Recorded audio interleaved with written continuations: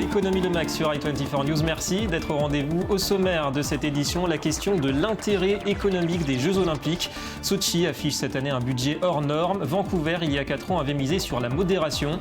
Malgré tout, cette ville de l'Ouest canadien peine toujours à récolter les dividendes de son investissement. On en parle avec Patrick Lastre. Et puis France-États-Unis, 2 modèles de culture. Nous nous intéresserons aux différences de mentalité entre les entrepreneurs américains et français. Qu'en disent les chiffres, les résultats? Y a-t-il un modèle gagnant? Quelques réponses en seconde partie d'édition.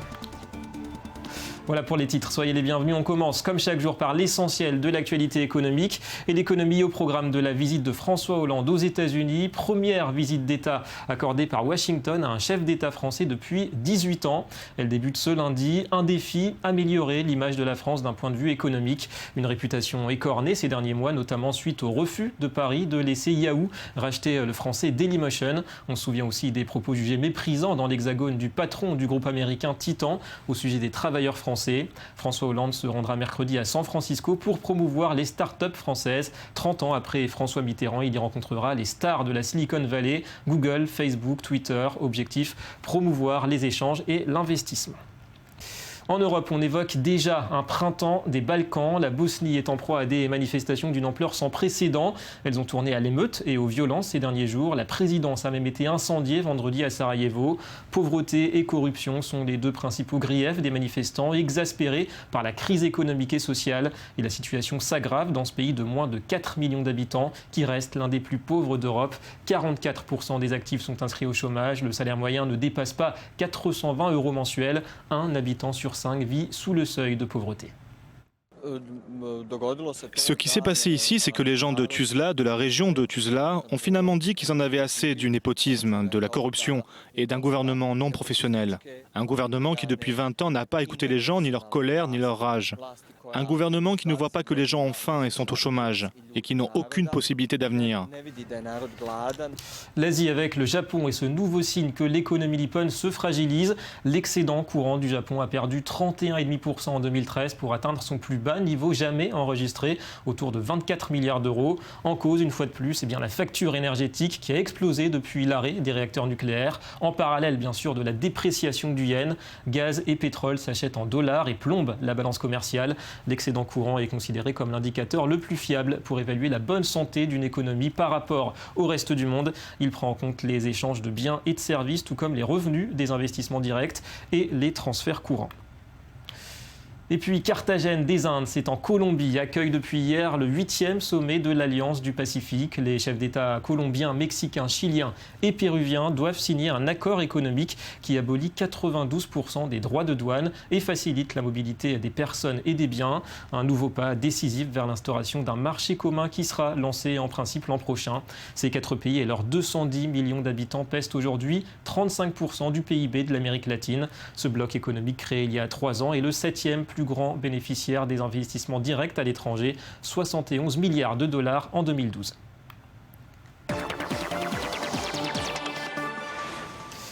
Et on en vient à la problématique de la rentabilité des Jeux Olympiques. Sochi aura coûté, on le sait, 51 milliards de dollars à la Russie. Mais qu'en est-il des anciennes villes hôtes moins dépensières? Vancouver, qui a accueilli les JO d'hiver, c'était il y a 4 ans, disposait d'un budget low cost 18 fois inférieur à celui de Sochi, avec un espoir, profiter du village olympique pour améliorer sa structure sociale.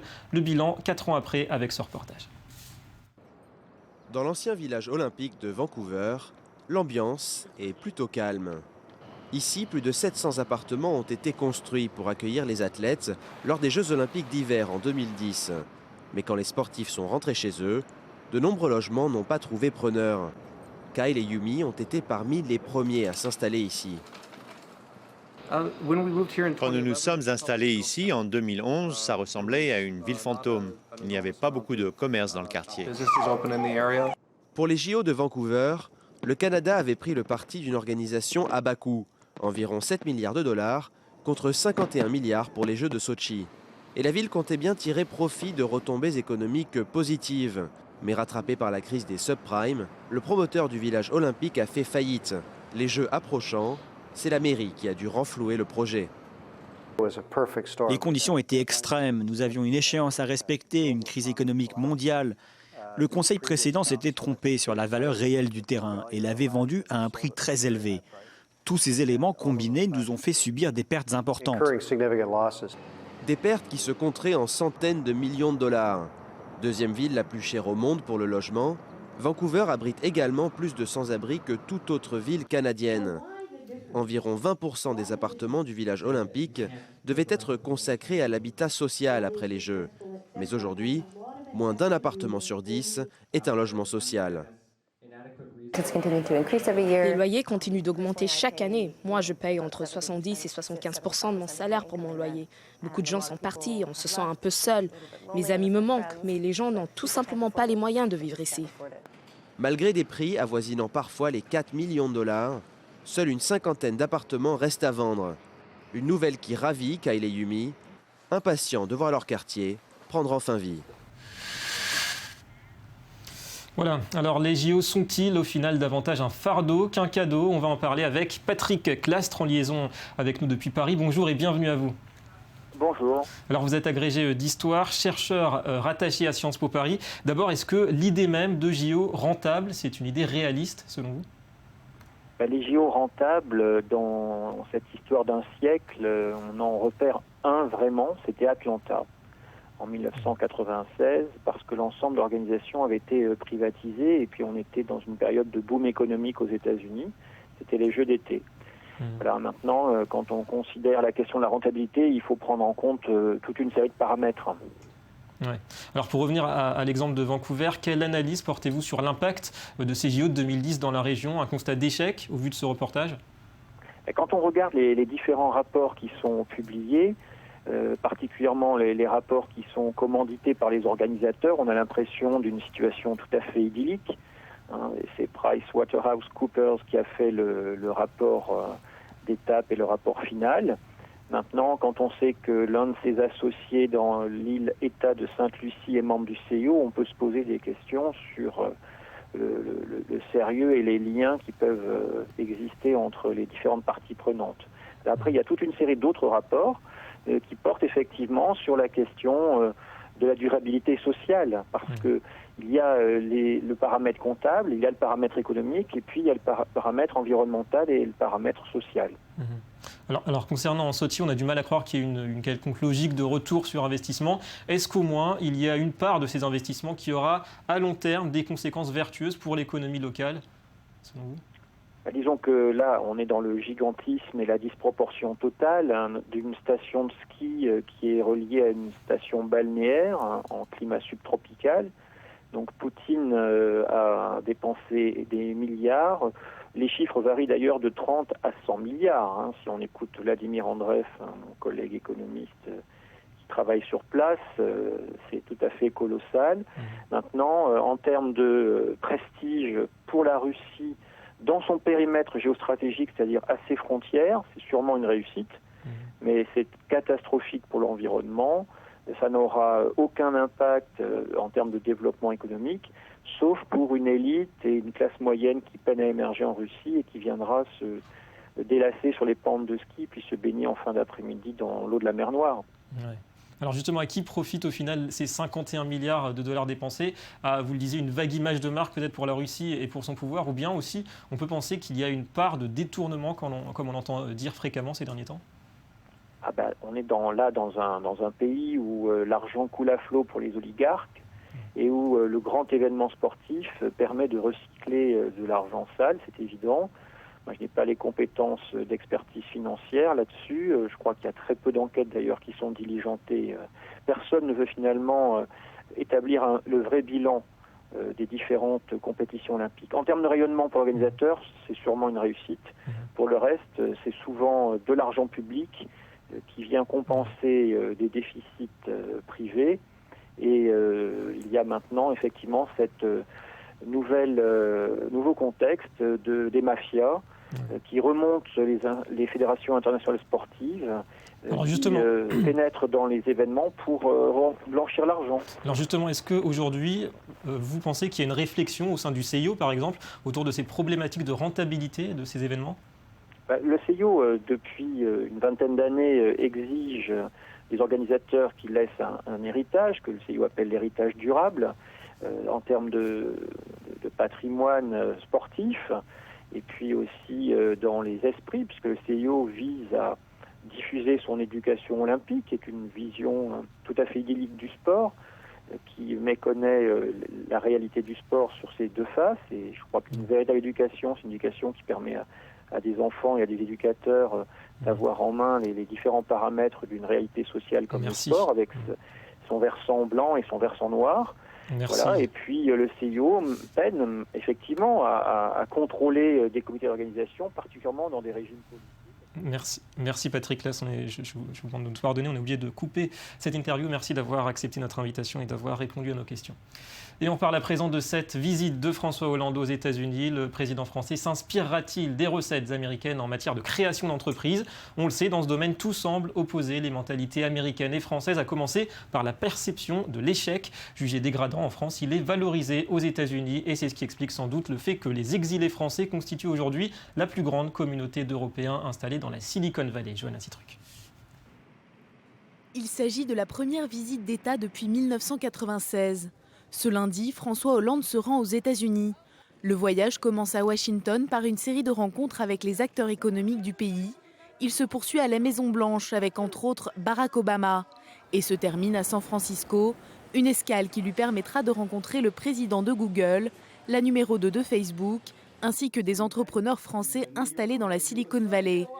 Et surtout de comprendre pour quelles raisons ces derniers ont préféré s'exiler pour monter leur société. Aujourd'hui, environ 60 000 Français y vivent. C'est la première communauté européenne sur place. Je pense qu'il est encore très difficile pour un entrepreneur en France, car il est toujours mal regardé, toujours mal perçu.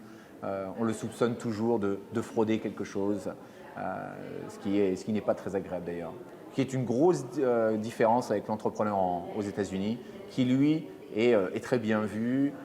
En France, créer une entreprise est plutôt facile et rapide. La procédure ne dépasse pas 7 jours. En 2012, près de 550 000 sociétés ont vu le jour. Un peu plus de la moitié sont des auto-entreprises. C'est ensuite que ça se complique. Les impôts sont souvent trop lourds à supporter. 66% des bénéfices sont taxés, contre un peu moins de 50% en moyenne dans les autres pays du G20. Et pas question de mettre la clé sous la porte, c'est considéré comme un échec. Alors qu'aux États-Unis, tout le monde a le droit à une deuxième, parfois même à une troisième chance.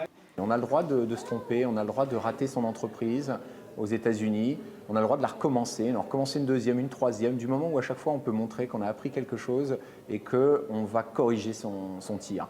En France, il est encore très tabou, très difficile de montrer aux gens, ou de le dire franchement, qu'on a raté sa première entreprise. J'en ai personnellement raté 2, j'en ai pas honte, mais c'est plus facile de le dire aux États-Unis en expliquant pourquoi, comment, que de le dire en France. Apprendre de ses erreurs, outre-Atlantique, c'est cette idée qui est privilégiée. En France, si vous ratez, vous êtes raté. Ici, si vous ratez, vous avez de l'expérience. And we value that experience. On donne beaucoup de valeur à l'expérience. Autre argument, les salaires. Aux États-Unis, les auto-entrepreneurs n'employant aucun salarié dégagent un revenu mensuel moyen de 3 700 $, environ 2 800 €. En France, près de la moitié d'entre eux ne peuvent pas se verser de salaire. François Hollande a donc du travail s'il veut convaincre les cerveaux de rester dans l'Hexagone, d'autant plus que parmi les Français avec qui le président doit s'entretenir, certains sont à l'origine des pigeons. Les pigeons, c'est eux, c'est nous tous. Un mouvement de défense des entrepreneurs, né en 2012, à plusieurs reprises opposé aux politiques du gouvernement français. Nous voulons créer des emplois. Voilà un modèle américain difficile à importer dans l'Hexagone, mais qui laisse toujours rêveur une bonne partie de la planète. Et on en parle dans le Media Watch. La revue de presse avec Johanna Citruc, les États-Unis à l'honneur aujourd'hui. Et on a tendance à oublier parfois que les États-Unis, ce sont d'abord 50 États. Et une carte permet de se rendre compte de leur importance. Bonjour Johanna Citruc. Bonjour. Alors que nous apprend cette mystérieuse carte? Alors oui, donc c'est une carte insolite qui a été publiée par le site internet Business Insider. Et en fait, elle compare les PIB des pays du monde entier avec les PIB des différents États américains en se basant sur des données de 2012. Et on se rend compte de l'importance, même de la puissance des États-Unis. Alors quelques exemples pour s'en convaincre quand même. Oui, on va commencer par les plus riches qui sont donc en rouge sur la carte que vous devez voir à l'écran. Par exemple, le PIB de la Californie, 2 trillions de dollars, c'est le plus important des États-Unis. Il est supérieur au PIB du Canada qui est lui à 1,82 trillions de dollars. On a aussi le Texas, son PIB est comparable à celui du Mexique. Et enfin, le PIB de New York, lui, est proche à celui de la Corée du Sud. Et les États les moins riches, à quel pays on peut les comparer? Alors en fait, les États les moins riches sur la carte, ils sont en bleu. En termes de PIB, donc on a l'État du Montana qui est comparable avec l'Éthiopie, l'État du Maine avec l'Ouzbékistan et le Dakota du Nord et le Dakota du Sud qui ont un PIB similaire au Kenya. Merci Johanna et à demain pour un nouveau Media Watch. Et c'est la fin de cette édition. Merci à vous de nous avoir suivis. Économie, le MAG revient demain sur i24 News avec un très large dossier consacré au kibbutz. Restez avec nous, l'information continue.